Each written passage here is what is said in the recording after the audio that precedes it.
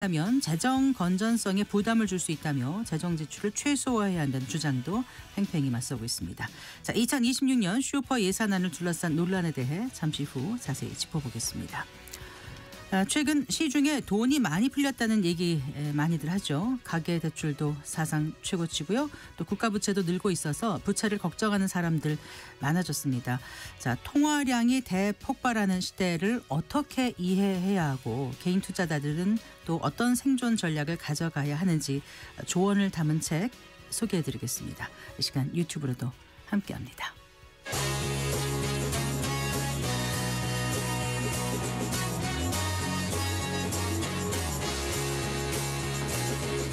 경제 시야를 넓혀드립니다. 투자의 지름길을 안내합니다. 돈 되는 정보를 발견하는 시간. KBS 1라디오 경제쇼.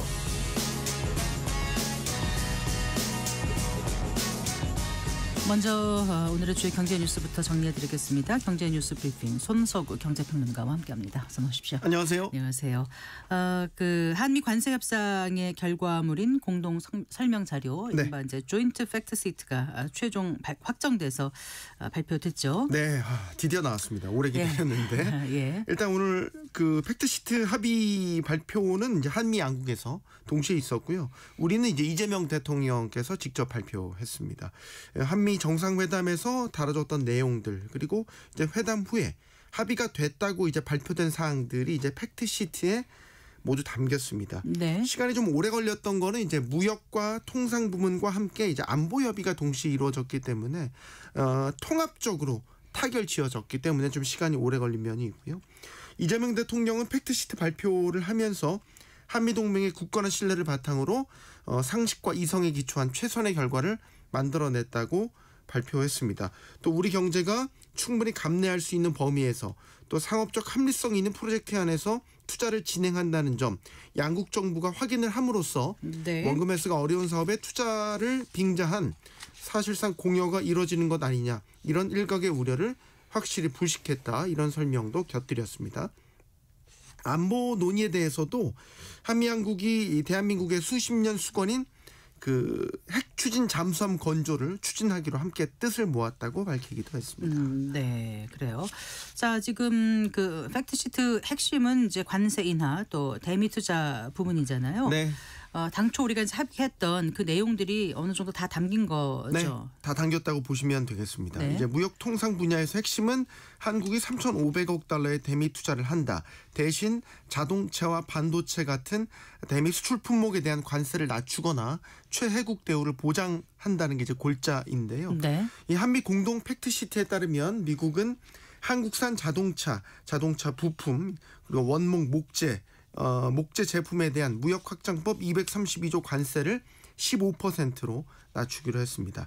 아직 발표하지 않은 부분에 관세도 있습니다. 의약품 같은 경우인데 의약품 관세의 경우 한국산 제품에 대한 관세가 15%를 넘지 않게 할 계획이고, 반도체 관세도 아직 발표가 안 된 부분인데 반도체 관세의 경우에는 미국이 다른 나라와 체결할 합의보다 불리한 대우를 받지 않도록 하는 내용이 들어가 있습니다. 네. 여기서 이제 비교 대상 국가를 그 반도체 교역량이 한국 이상의 국가로 한정을 했거든요. 대만 얘기하는 거겠죠? 네, 대만 얘기하는 겁니다. 이러면 우리가 앞서 이제 우리 정부가 발표했던 내용들을 거의 다 그대로 반영한 거다, 이렇게 보시면 되겠고요. 네.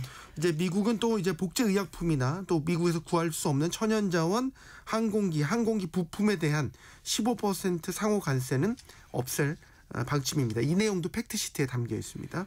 네. 대신 이제 한국은 전략 투자 분야에서 미국에 2천억 달러를 투자한다. 그리고 조선업에 1,500억 달러를 투자한다. 기존의 MOU와 관련한 합의 내용을 그대로 팩트시트에 담았고요.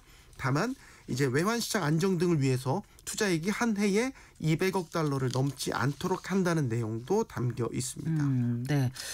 그 우려했던 그 원금 회수 부분, 네. 또 각종 안전 장치 조항들도 이 팩트시트에 담겼는지 궁금합니다. 네, 그 부분이 이제 오늘 정부 설명에서도 가장 강조됐던 부분이기도 해요. 일단 2천억 달러에 달하는 직접 대미 투자와 관련해서 이재명 대통령도 상업적 합리성에 대한 부분을 다시 한번 언급했지 않습니까?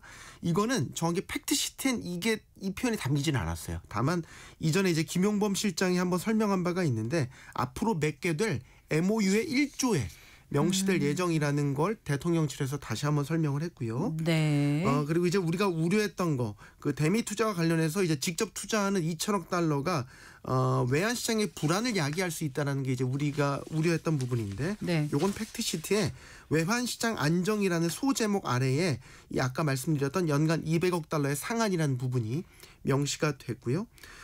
팩트시트에는 또 그 양국이 양해각서상 공약이 시장 불안을 야기해서 안 된다는 상호이해에 도달했다.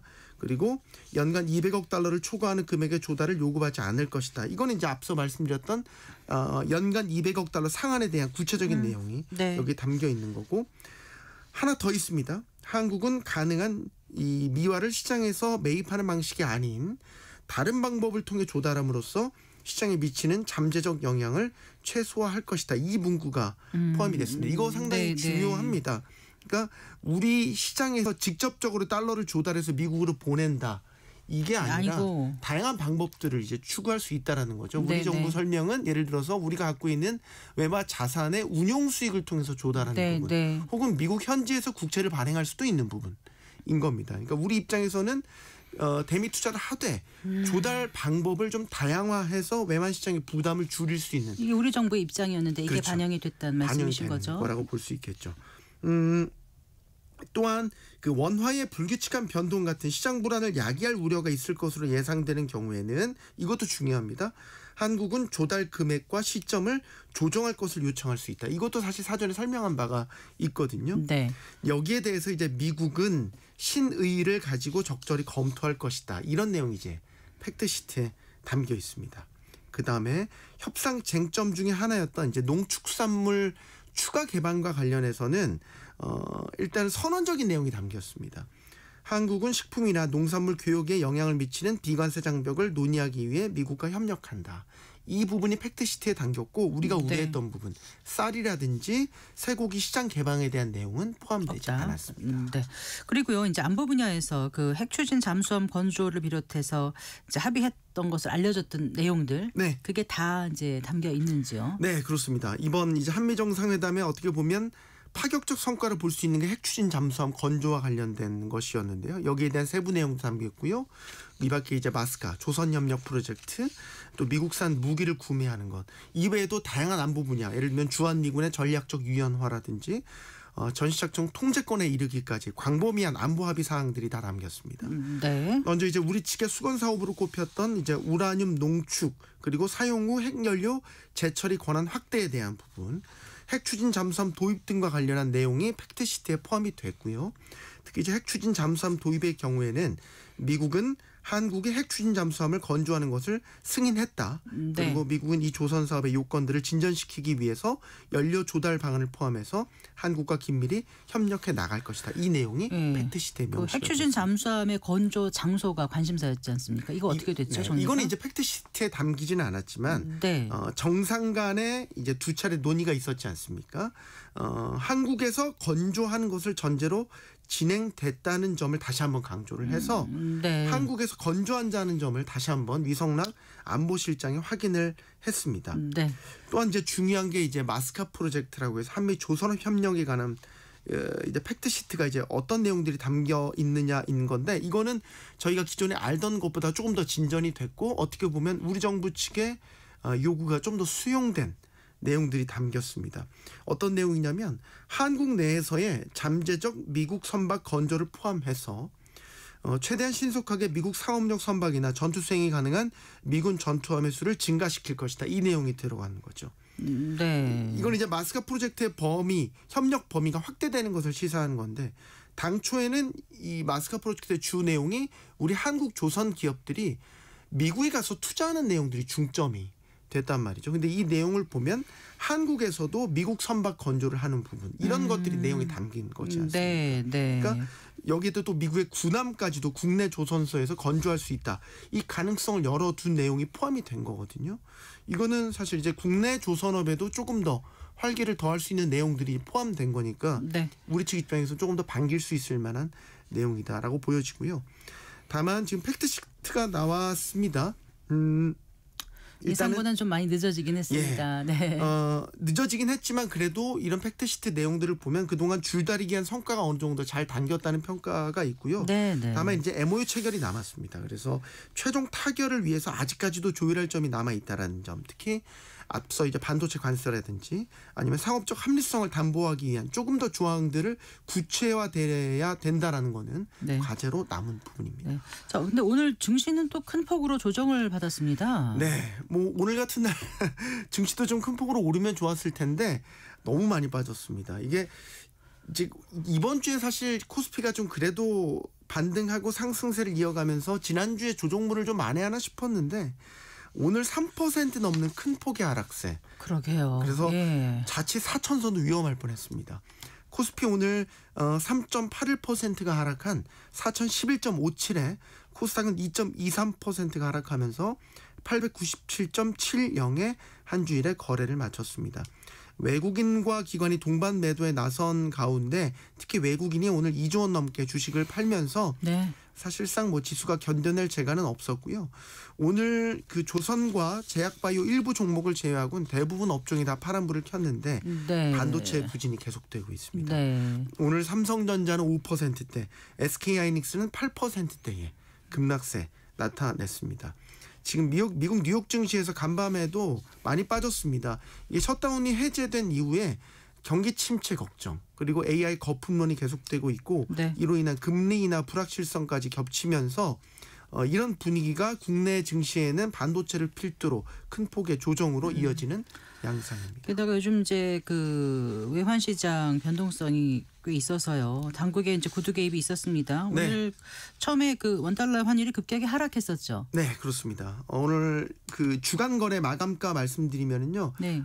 전 거래일 대비 10.7원 내린 1,457원에 주간 거래를 마쳤습니다. 네. 오늘 원달러 환율은 역시 장 초반부터 사실 상승 압력이 여전했습니다. 1,470원대 고가로 진입을 했고 지금 코스피에서 외국인도 이제 대거 이탈을 하면서 더 올랐습니다. 1,474.9원까지 오전에 장 초반에 이렇게 올랐는데 네. 오전 9시 17분경에 당국의 시장 개입성 발언이 나온 겁니다. 네, 네. 구윤철 경제부총리 겸 기획재정부 장관이 오늘 시장 상황 점검 회의를 열었고요. 외환 수급 불균형이 지속되는 경우 가용 수단을 적극 활용해서 대처하겠다 이렇게 밝혔습니다. 하면서 네. 달러 강세와 위험 회피 분위기에 지금 환율이 계속 올라가니까 선제적으로 당국이 조치를 한 것으로 보이는데 외환당국의 이런 환율 안정 조치 시사 발언이 나오자 곧바로 20원 가까이 환율이 떨어졌습니다. 그러면서 1,450원대로 급락을 했고요. 네. 또 구두 개입성 발언 시점을 전후해서 외환당국의 미세 조정, 스무딩 오퍼레이션으로 추정되는 물량도 시장에 나온 것으로 보입니다. 그래요? 네, 그러니까 시장에 달러를 푸는 실 개입도 나온 것으로 현재 추정되고 네. 있습니다. 어쨌거나 이제 원달러 환율이 계속 높은 상태가 지속되다 보니까 그래요. 그 수입 물가가 아무래도 많이 오를 것 같았는데 역시 9개월 만에 최대 폭으로 수입 물가 상승했다면서요. 그렇습니다. 이게 뭐 고환율이라는 게 실물 경제에 부담을 주는 게 딱 이런 데 나타나는 거죠. 한국은행이 오늘 발표한 수출입 물가지수 통계를 보면요. 지난달 10월 기준 수입 물가지수 138.17, 9월보다 1.9%가 올랐습니다. 네. 그래서 이 10월의 상승폭은 지난 1월 이후 9개월 만에 가장 컸습니다. 중간재가 3.8%나 많이 뛰었고요. 자본재, 소비재도 1%대씩 각각 올랐습니다. 네. 국제유가는 추세적으로 보면 지난달에 7%가량 하락했는데 이 환율이 상승하면서 수입 물가가 오르는데 기여를 했습니다. 환율은 지금 이달 들어와서도 지금 거세게 오르고 있고 앞으로도 뭐 쉽게 떨어지기는 어렵다라는 점에서 결국 수입 물가가 시차를 두고 지금 소비자 물가로 전이될 것으로 보이기 때문에 네. 물가를 좀 자극할 수 있지 않을까 이런 우려가 커지고 있습니다. 잘 들었습니다. 고맙습니다. 감사합니다. 경제 뉴스 브리핑 손서구 경제평론가와 함께했습니다.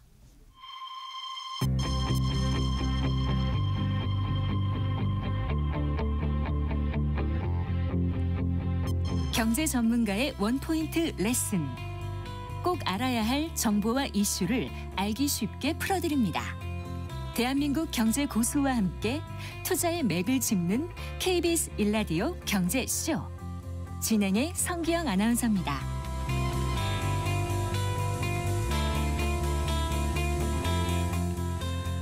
4시 21분입니다. 국회 예산결산특별위원회가 2026년도 정부 예산안에 대해 부처별 심사에 돌입했습니다.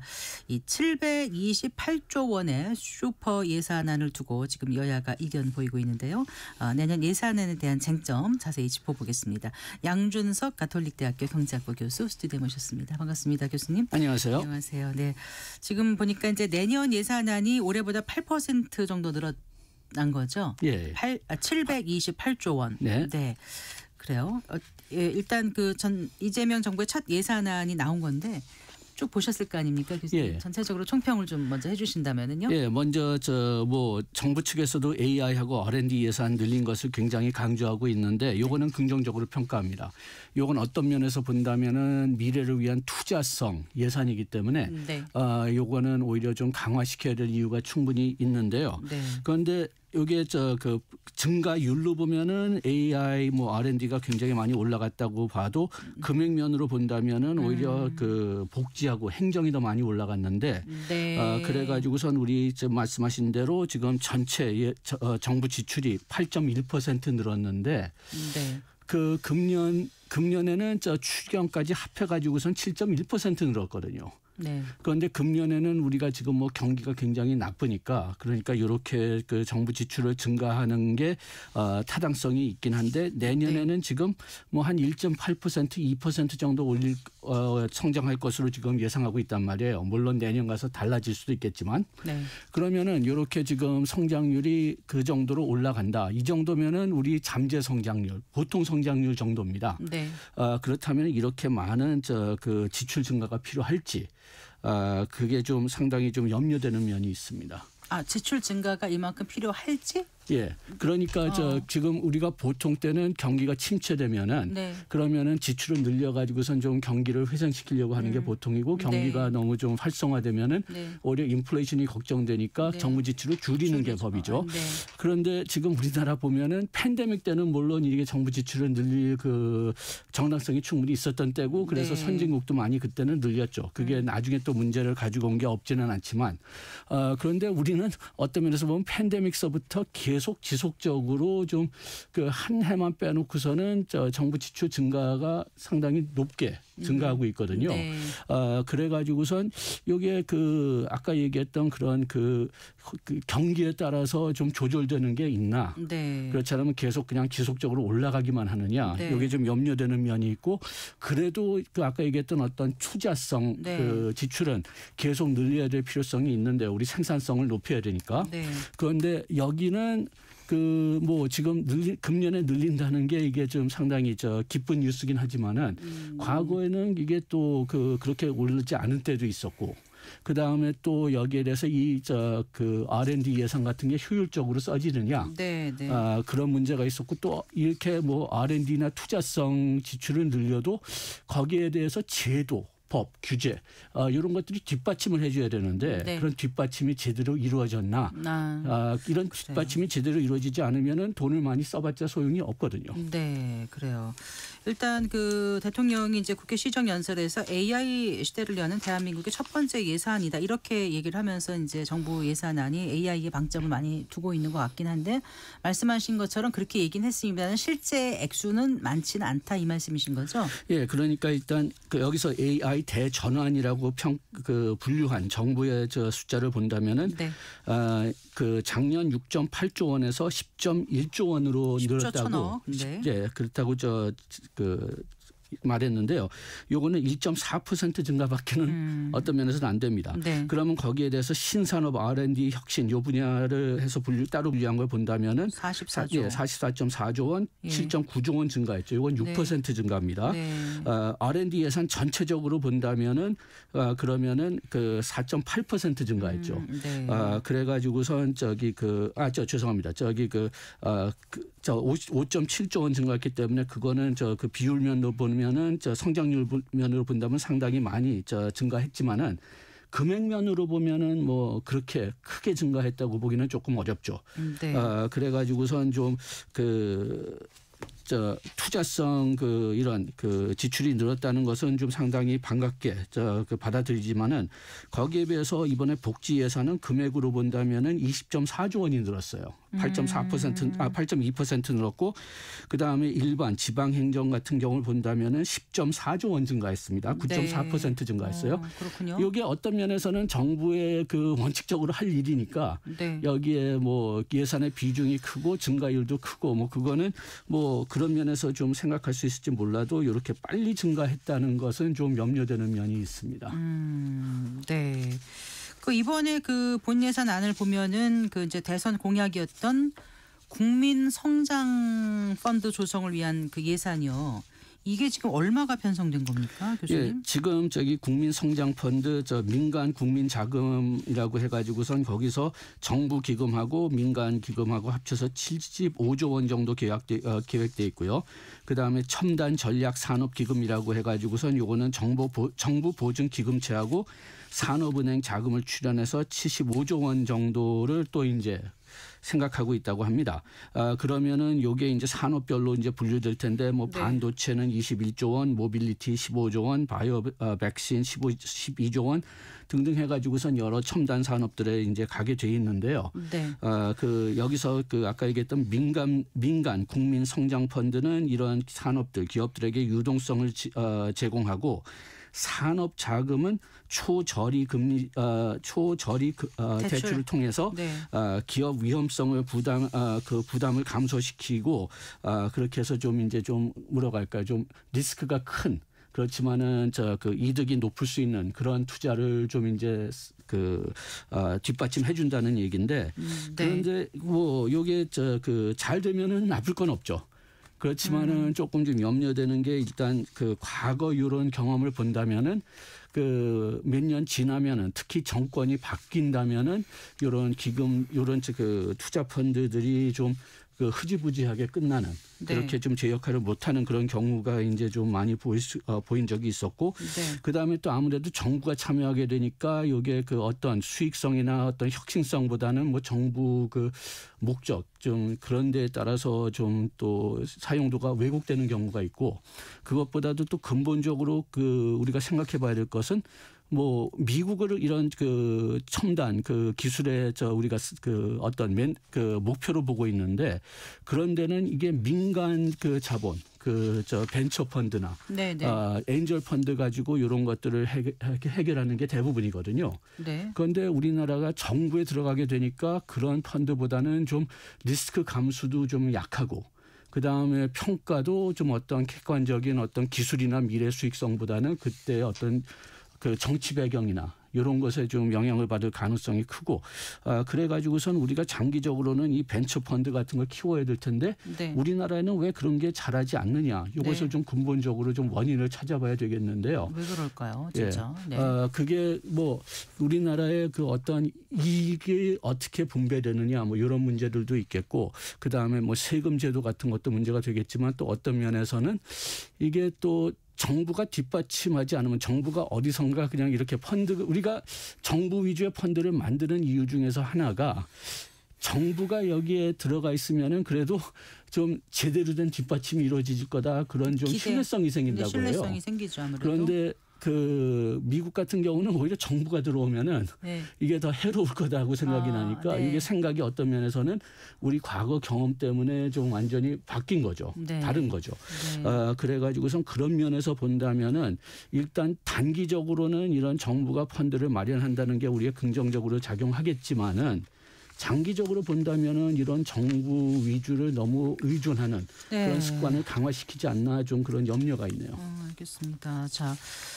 지금 정부 예산안 이번에 보면은요, 이제 우리 경제가 저성장 늪에 빠질 수 있다는 우려가 계속 나오고 있지 않습니까? 저출생 고령화되면서 그러면서 생산 인력이 줄어들다 보니까 이제 산업 구조 혁신이 필요하다 이런 얘기를 계속하고 신산업 육성이 필요하다 절실한 상황이다. 그러다 보니까 이번엔 정부 예산안이 좀 그런데 좀 초점을 맞출 수 있기를 기대를 했는데 어떻게 보세요 그 부분은요? 뭐 아까 얘기했지만은 AI에서 신산업 뭐 이쪽에 좀 이번에 신경 신경을 썼다는 것은 긍정적으로 평가하고요. 네. 다만 그 금액이 좀 너무 적지 않나 좀 그런 생각도 좀 들기는 합니다. 그 다음에는 네. 또 염려되는 게 우리가 지금 너무나 좀 AI에 대해서 이제 좀 집중하고 있기 때문에 신산업이 AI만은 아니거든요. 또 우리 전통 산업도 기술 혁신에 많이 영향을 받을 수 있는 분야들이 네, 있습니다. 네. 그런데 그런데 쓸 수 있는 예산을 AI가 좀 뺏어오지 않았나. 그런 AI 염려가 좀 예산도 들죠. 지금 모자란다면서요. 그렇죠. 네. 그다음에 또 우리가 장기적으로 이쪽에 그 인력을 키우려면은 네. 그러면은 이 사람들의 평생 소득이 어느 정도는 보장돼야 되거든요. 네, 네. 그런데 지금 1년, 2년 그 AI 예산을 늘렸다. 그러면은 우리가 지금까지 이 AI 예산을 그 R&D 예산 같은 거 쓴 것을 본다면은 그러면은 뭐 연구 같은 것은 1년 내지 2년 프로젝트를 주거나 아니면은 회사 같은 경우는 진짜 좀 유망한 회사들한테 줘야 되는데 네. 좀 한계 기업, 좀비 기업들한테 줘가지고선 네. 오히려 그 기업들이 네. 좀 퇴출돼야 되는데 연명하게 퇴출하지 해준다. 않도록 그냥 네. 남게 하는 그런 그때 돈이 쓰인 경우도 있고요.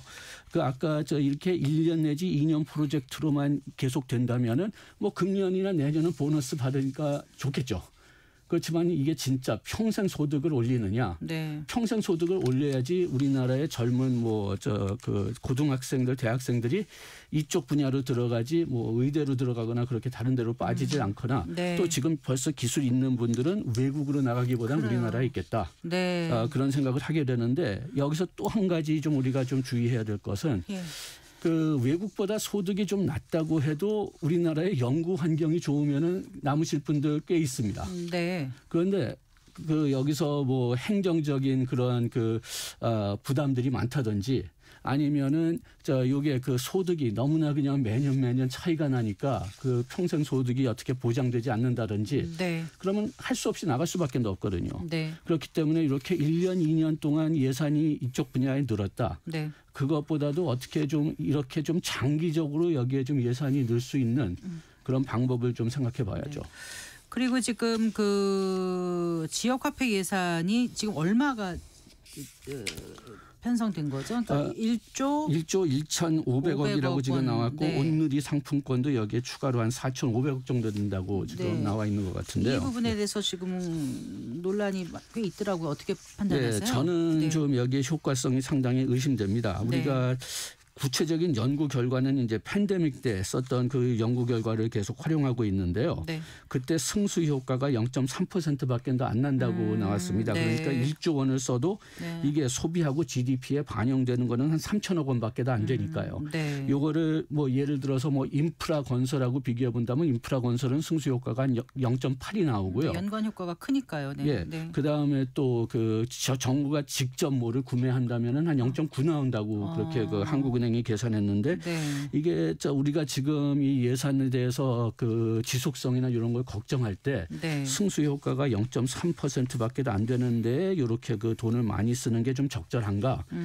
이게 좀 염려되는 면이 있고 그다음에 이번에 우리 여름에 우리가 이제 또 지역 화폐하고 온누리 상품권을 꽤 많이 활용했죠.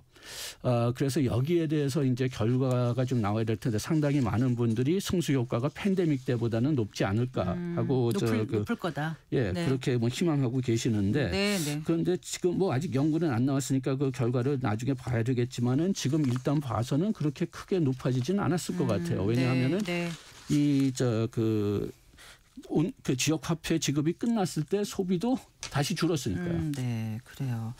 지역 화폐 문제는 또 그렇고요. 그 농어촌 인구 소멸 지역 농어촌 가구에 월 15만 원 지급하겠다는 거라든가 그 여러 그 복지 예산이 좀 많이 잡힌 거잖아요. 그 네. 부분은 어떻게 평가하신다고요, 교수님? 일단 그 농업 그 지원금을 본다면은 요거는 좀 특이한 형태를 가지고 있죠. 요게 시범 사업으로 지금 진행되고 있습니다. 그렇게 해서 모든 농촌에 주는 게 아니라 몇 개를 선별해서 주는 건데 네.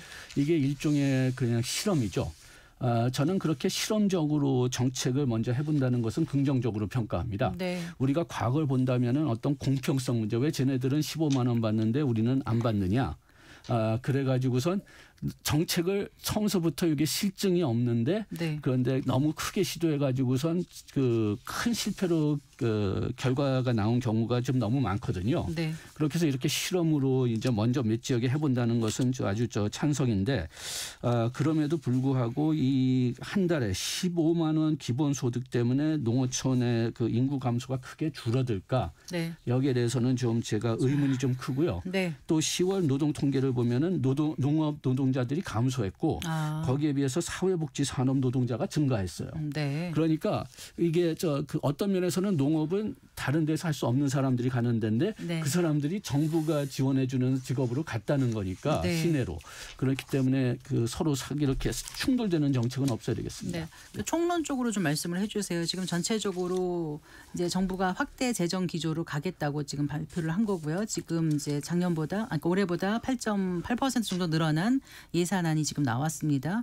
근데 재정 건전성 문제를 좀 우려하는 분들도 많고요. 또 GDP 대비 너무 많다 국가 채무가 이런 지적도 있는데 어떻게 국가 재정을 운용해야 될지 방향성을 좀 말씀해 주신다면은요. 예, 전 정부 보면은 그 장기적으로는 그 국채 GDP 비율을 한 낮은 50%대에서 관리한다고 했는데 네. 지금 현 정부는 높은 50%대에서 관리한다고 그랬어요. 그러니까 네. 벌써 한 5 내지 8%의 차이가 나는 거죠. 네.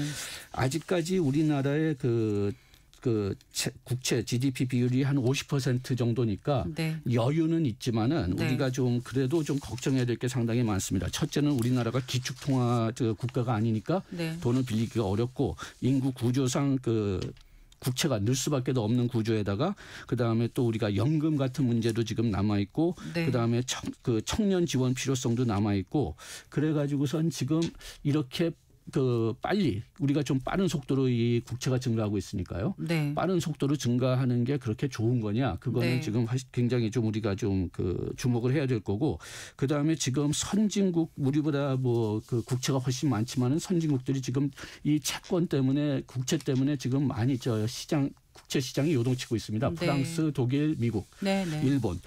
그래가지고선 이렇게 그 선진국 시장에 조명되면은 우리나라가 그렇게 높진 않다고 해도 한국 빨리 오르고 있다. 그래가지고선 우리나라가 좀 나쁘게 조명받을 수가 있으니까. 신인도가 혹시 하락되지 않을까 그러니까 이런 우려를 하신다는 말씀이시죠? 아직 여유는 있지만은 좀 조심해야 되긴 합니다. 네.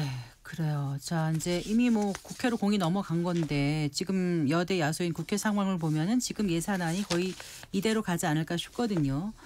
어쨌든 내년도 나라 경제, 나라 살림을 책임질 예산안 우리 국민들이 좀 매의 눈으로 잘 지켜보고 좀 지적도 좀 해주고 또 응원도 하고 그래야 될 텐데요. 어떤 부분을 집중적으로 국회에서 심의해야 된다고 보시는지 끝으로 한 말씀 좀 주실까요? 우리가 투자성 그 지출은 좀 늘려야 되겠지만은 복지성은 좀 침체 때는 높아지지만은 좀 호황 때는 아니면 정상 때는 낮아져야죠. 네.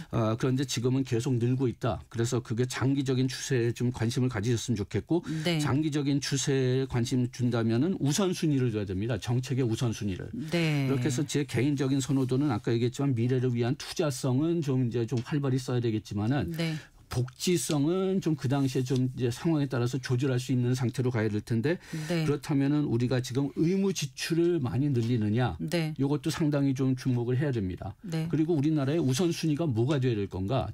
저는 개인적으로는 투자성을 중요시하지만은 네. 국민들은 다르게 생각할 수가 있으니까 다 개인적으로 어떤 종류의 지출을 우선순위를 둬야 될 거냐? 그거를 생각하고 거기에 좀 이제 정치적 참여를 하실 때 그런 점을 좀 강조를 해가지고선 우리가 우선순위에 따라서 지출을 할 수 있도록 그리고 우선순위가 없는 분야들은 좀 지출을 조절하면서 네. 좀 우리의 장기 증가 추세를 좀 둔화시켜야 되지 않을까 생각하네요. 네. 국민 하나하나가 요즘 다들 어렵다고 하거든요. 정말 돈 벌어서 세금 내는데 그 소중한 세금을 정부가 얼마나 효율적으로 잘 쓸지 좀 고민하는 그런 결정을 내려줬으면 하는 기대를 가져봅니다. 예, 그래 맞습니다. 네, 말씀 잘 들었습니다. 고맙습니다. 예, 고맙습니다. 네, 양준석 가톨릭대학교 경제학부 교수와 얘기 나눠봤습니다.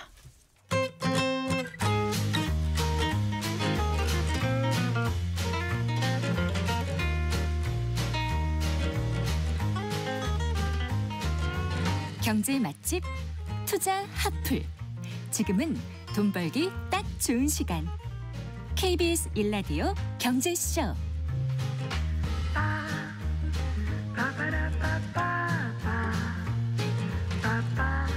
4시 40분입니다. 책에서 경제 보는 눈을 키우고 투자의 길을 찾는 경제 읽기 순서입니다.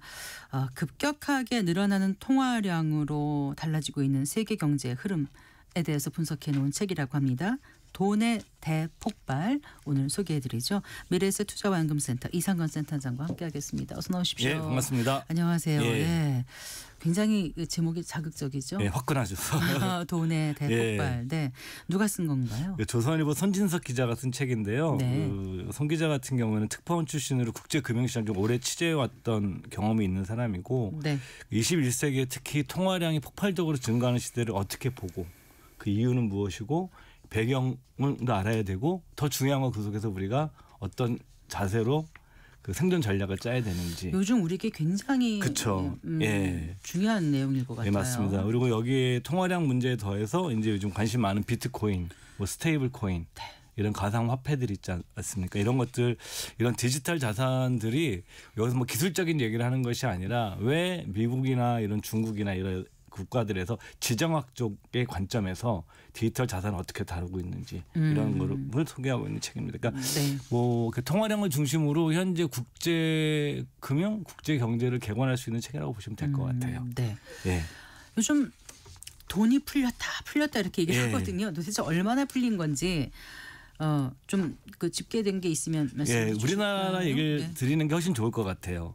뭐 광의 통화라고 그래가지고 M2라는 게 있습니다. 좀 더 설명드릴 텐데 86년도부터 집계가 됐어요. 이게 그러니까 86년도에 48조 원에서 네. 지금 2024년도니까 대략 그 38년이 흐른 거잖아요. 네. 그러니까 지금 38년 뒤에 4,045조예요. 그러니까 2024년 기준이죠. 예. 최근 2025년 보니까 4,400조 정도 된다고 예, 하더라고요. 또 늘었죠. 네. 그러니까 네. 이게 뭐냐면 38년 동안 84배가 늘었는데 네. 특히 최근 들어서 네. 속도가 점점 빨라지고 있어요. 아까 말씀하신 것처럼 4,400조인 거죠. 올해 8월 기준으로. 그래서 2020년대 들어서는 연평균 260조 원 정도가 돈이 늘고 있다고 얘기를 네, 하고 있는 거고요. 네. 이게 우리나라만 그런 게 아니에요. 글로벌 차원에서 유동성이 굉장히 많다는 표현을 쓰는데 국제통화기금 집계한 데이터가 이 책에 나오는데 2000년도에 25조 달러였는 통화량은 2024년도에 24년 만에 130조. 그러니까 5배가 넘게 늘어난 거죠. 네. 근데 이게 계속 빨라지고 있는 게 이제 우리가 목격하고 있는 거죠, 현재. 네. 통화량이란 표현들을 많이 쓰지 않습니까? 이게 정확하게 이제 어떤 것을 지칭하는지 오늘 좀 설명을 더 해주세요. 그러니까 M1과 M2가 있어요. 네. 그러니까 M1은 뭐냐면 협의의 통화량이라고 그러고 네. M2는 당연히 이제 더 넓겠죠. 광의 통화량인데 M1은 거의 현금이라고 보시면 돼요.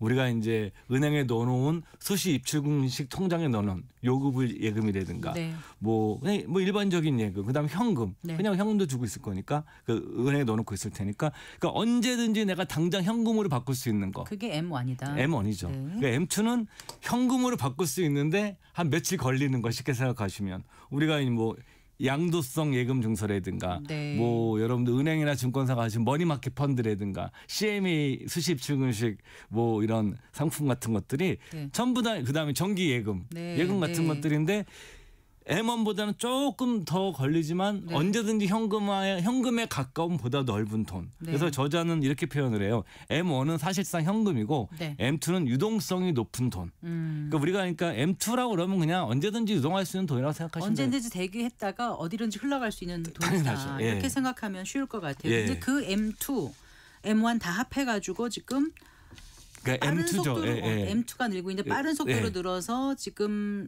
작년에만 해도 우리나라가 4,045조 원이었는데 올해는 벌써 4,400조 원. 400조. 예, 8월 말 기준. 정말 많이 늘어났거든요. 예. 네. 이렇게 급증하게 된 배경이 뭘까요? 그러니까 여러 이유가 있는데 예. 그 가장 핵심적인 이유로 저자가 꼽고 있는 거는 정부가 재정을 많이 쓰고 있어서 그래요. 이게 글로벌 금융위기가 있었죠. 그다음에 코로나 팬데믹이 있었습니다. 네. 그러니까 이때 돈을 많이 풀었어요. 그러면서 이제 정부도 돈을 많이 썼어요. 근데 이 지출 수준을 줄여야 되잖아요. 근데 줄이지 않고 있는 거죠. 우리나라도 마찬가지거든요. 네. 그러다 보니까 계속 시중에 풀리는 돈 양이 늘어나고 있는 거죠. 네. 예. 센탕자님도 그렇고 저도 그 주위에서 이제 경제학 공부 좀 하면은 늘 배우는 게 이거지 않습니까? 예. 통화량이 늘어나면 어떻게 되는가? 예, 맞습니다. 예. 그러니까 근데 그게 늘 우리가 생각했던 경제학적 관점에서 그대로 되는지 예. 아니면 이제는 좀 변하는지 너무나 지금 통화량이 늘어나서 예. 좀 헛갈리기도 할 정도거든요. 예, 맞습니다. 네, 어떻게 저자는 써놓고 있습니까? 이게 학문적으로 들어가면 굉장히 어렵고 여러분들이 직관적으로 이해하기 쉬운 데이터를 보시는 게 좋고 저자도 그런 거를 활용하고 있어요. 네. 예를 들어서 우리가 이제 통화량 아까 말씀드렸던 M2 광의 통화량이 경제 성장률에 비해서 얼마나 빠르게 혹은 더 많은 규모로 늘어나느냐 이걸 보면 되는 거예요. 우리가 이제 흔히 볼 때 이제 경제 성장률이라고 그러잖아요. 경제 성장률인데 네. 이게 보면은 과거에는 통화량 증가율이랑 경제 성장률이랑 거의 비슷했어요. 네. 거의 비슷하게 갑니다. 네. 그러다가 이제 1990년도 이후에 미국 같은 경우에는 통화량의 증가율이 경제 성장률보다 더 높아지기 시작해요. 네. 그렇게 되면 경제 성장률보다 더 높아지면 남는 돈이 있을 거 아니에요. 이게 어디로 가요? 어디로 가죠? 예, 주식, 투자, 부동산, 네, 그렇죠. 상품 이게 쪽으로 가죠. 자산 시장으로 가는 겁니다. 네. 그러니까 이 부분이 굉장히 중요한 거예요. 그래서 통화량이 많이 늘어나게 되면 저자도 누누이 강조하지만 모든 사람들한테 균질하게 영향을 미치는 게 아니에요. 아니겠죠. 그렇죠. 네. 발 빠른 사람들이 있겠죠. 이런 사람도 어떻게 하겠습니까? 먼저 자산을 입도 선매하겠죠. 네. 그렇게 되면 나중에 들어온 사람들은 어떻게 됩니까? 더 많은 돈을 내고 사야죠. 그렇죠. 그리고 네. 또 못 사게 되면 이 사람들이 또 부채도 더 많이 일으켜야 되고. 네. 그러니까 이런 식의 좀 문제가 생겨나는 겁니다. 그러니까 우리나라 같은 경우도 마찬가지예요. 과거에 보게 되면은 그 86년도부터 2024년도까지 네. M2 통화량 증가율이랑 그다음에 경제 성장률 이렇게 보게 되면 네. 통화량 증가율이 점점 더 많아지고 있어요. 예. 그래서 저자 이런 표현을 씁니다. 경제 성장률은 대략 급여가 상승하는 속도라고 보면 된다. 우리 월급이. 별로 많이 상승 안 하는 그렇죠. 것 같아요. 최근 들어서. 네. 근데 통화량이 증가하게 되면 어떻습니까? 자산의 가격 상승도가 어떻게 되겠어요? 확 올라가죠. 그렇죠. 그래서 통화량이 이렇게 남발되는 시대에는 자산을 소유하는 것이 굉장히 중요합니다. 네. 그래서 만약에 자산을 소유하지 못하신 분들 같은 경우에는 나는 열심히 살았는데 어느 날 갑자기 내가 뭐 집을 살려고 보거나 네. 뭘 살려고 딱 봤더니 너무 많이 올라와 있는 이런 경험들을 하시게 되는 거죠. 그 전에 그러니까 한 예. 10년 열심히 모으고 재형저축 들고 하면 집을 살 수 있었던 게 이제는 불가능해진다는 게 지금 통화량 증가 때문이다. 이렇게 그쵸. 보면은 좀 단순한 이해가 될까요? 뭐 반드시 통화 하나의 변수 물론 그렇습니다만. 그건 아니지만 네. 통화량이 자산 시장에 미치는 영향은 굉장히 크기 때문에 저는 뭐 저자가 통화량 지표를 보면서 전략을 짜만 하더라도 굉장히 괜찮다고 얘기를 하는데 저는 거기에 대해 굉장히 적극적으로 네. 공감을 하는 편에 속하는 사람이죠. 네, 저 같은 금융위기 때 팬데믹 때 이제 각국 예. 정부가 재정 지출을 많이 늘렸다고 하지 예. 않습니까? 그게 이제 있는 돈을 푼 게 아니라 또 국가 부채가 지금 많이 늘어나고 있는 거 아니겠어요? 예. 자, 근데 이제 국가가 이렇게 빚을 내기 위해서 채권 발행하면 예. 또 통화량 늘어나는 거 아니에요? 당연하죠. 돈을 쓰는 거니까 돈을 채권을 발행하면은 기본적으로 정부 현금이 들어온 그 현금을 또 활용하는 거니까요. 네. 근데 각국이 너도나도 다르게 예. 하니까 예. 그래서 저자가 그런 내용을 책에서 여러 장에 걸쳐서 이렇게 정리를 하고 있는데 뭐 첫 번째로 볼 수 있는 게 복지 지출이에요. 저도 뭐 이 얘기 많이 말씀드리지만 우리나라를 보더라도 저출산 고령화가 되면서 연금이라든가 그다음에 건강보험이라든가 노인들 그 복지 특히 노인 복지 같은 게 되는데 수요가 많죠. 그렇죠. 네. 이런 거는 매년 자동으로 나가야 되고 네. 또 고정비예요. 네. 줄이기가 어려워요. 그리고 또 그렇다고 해서 또 출산율 높이려면 돈도 더 써야 돼요. 네. 그러니까 이거 우리만 겪는 문제가 아니죠. 그러니까요. 우리보다 더 인구 구조 고령화가 진척이 된 일본이니 유럽이니 프랑스 이런 문제 갖고 지금 계속 대모를 하고 있는 거고 이런 문제가 우리나라는 다 그렇다라는 거예요. 네. 그리고 두 번째로는 특히 선진국들의 미국을 제외하고는 지금 거의 미국 독주 시스템이잖아요. 뭐 유럽이나 이런 데만 하더라도 성장 잠재력이 많이 떨어지면 네. 당연히 경제가 성장을 못한다는 얘기는 돈을 못 번다는 얘기예요. 그러니까 세원이 부족한 거죠. 당연하죠. 네. 그런데 그럼 어떻게 해야 돼? 그럼 정부가 방치해야 되냐요? 그렇지 않고 그러니까 민간 투자가 부족하게 되면 정부가 새로운 수요를 좀 자극해 줘야 돼요. 그러면 네. 정부가 어떻게 해야 돼요? 이게 그 유명한 케인즈식 처방인 거죠. 정부가 유효 수요를 창출하는 거요. 창출해서 일으켜 줘야 되죠. 그리고 여기에 이제 과거에는 이게 80년대, 90년대만 하더라도 특히 90년대에서 2000년대 초반만 하더라도 이런 경기에 대해서 주로 정부가 네. 금리 중앙은행을 통해서 금리 정책을 많이 했었어요. 네. 근데 지금 어떻게 됩니까? 정부가 쓸 수 있는 정책은 중앙은행을 통한 금리 정책이랑 정부 재정 정책이잖아요. 네. 그러니까 재정 정책을 많이 쓰기 시작하는 거죠. 당연히 돈이 많이 풀리는 게 되고 있는 거고요. 네. 또 세 번째로는 그러니까 이제 우리나라도 마찬가지인데 국가 간에 지금 경쟁이 너무 치열해요. 뭐 관세 전쟁도 있고 광물 전쟁도 있고 네. 다 전쟁이에요 요즘. 네. 그러니까 각 국가에서 뭐 반도체라든가 배터리, 핵심 광물, 친환경 에너지, 그다음 바이오 이런 유망 산업을 키우는 것이 곧 국가 경쟁력이 됐잖아요. 네. 그럼 어떻게 해야 되는가 키우려면 정부가 여기에 또 돈을 써야 돼요. 자, 그러니 예. 지금 보면은 이미 양극화가 많이 벌어졌고 예. 자산 불평등의 시대로 접어들었고 정말 이 통화량의 의미를 이해하지 못하면 생존하기가 어렵다는 예. 생각이 들거든요. 예. 아까 그 비트코인이라든가 스테이블 코인 같은 예. 거 지정학적 의미를 좀 풀어주신다고 했는데 예. 그 얘기 잠깐 해주시고 마무리를 좀 예. 부탁드릴게요. 그 비트코인 측면에서는 저자는 이제 미국에서는 비트코인 현물을 ETF 상장지수 펀드로 승인을 했잖아요. 네네. 그다음에 미국 정부의 가상화폐 및 인공지능 책임자로 굉장히 유명한 인물이죠. 페이팔 마피아 중에 한 명인 데이비드 삭스를 임명했습니다. 네, 네. 이 사람 같은 경우도 굉장히 좀 보수적이죠. 정치적 색깔 자체가. 그러니까 지금 미국이 세계에서 가장 비트코인을 많이 가지고 있는 국가가 미국이에요. 네. 19만 8천 개가 있습니다. 근데 대부분 범죄자들부터 뺏은 거, 회수한 네. 건데 그러니까 미국은 이렇게 뭐냐면 이제 가상화폐를 키워서 기술적 리더십을 강화하겠다.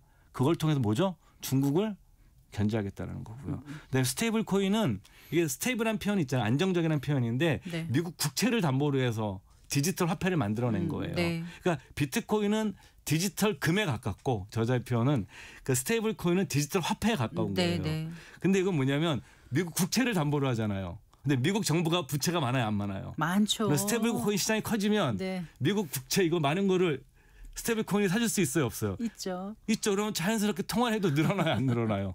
그러니까 저자는 그런 거죠. 이게 이제 그 오프라인뿐만 아니라 네. 이게 디지털 세상에서도 통화량이 이런 증가하는 시대에 살고 있기 때문에 네. 여러 차례 강조하지만 그러니까 스테이블 코인을 발행할수록 예. 부채 부담 줄이고 통화량은 증가시키게 그쵸. 되는 거잖아요. 부채 부담 줄이기 위해서였는데 결국 통화량이 또 증가하는 거죠. 네. 그러니까 미국의 입장에서는 세계에서 이제 가장 많은 그 거래되는 채권이 미국 국채예요. 네. 이게 유동성도 가장 많고 가장 안전한 채권이거든요. 근데 미국은 여기에 또 디지털로 스테이블 코인을 또 전 세계에 보급할 수 있는 거 아닙니까? 네. 이런 화폐 디지털 세상에서 화폐 전쟁이라고 그래야 될까요? 이런 지정학적인 면도 있고 미국은 네.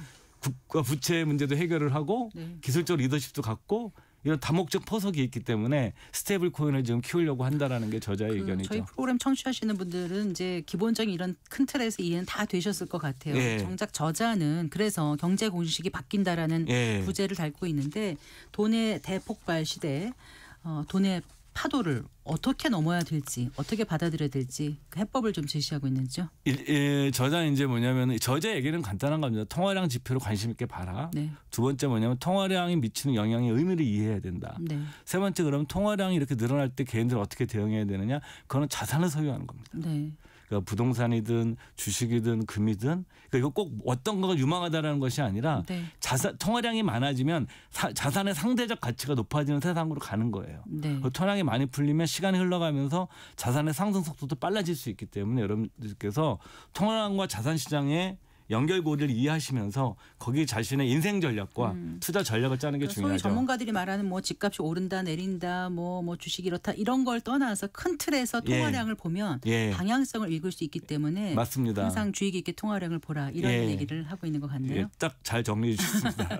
잘 들었습니다. 고맙습니다. 네, 감사합니다. 네, 미래에셋 투자와연금센터 이상원 센터장과 함께 돈의 대폭발 읽어봤습니다.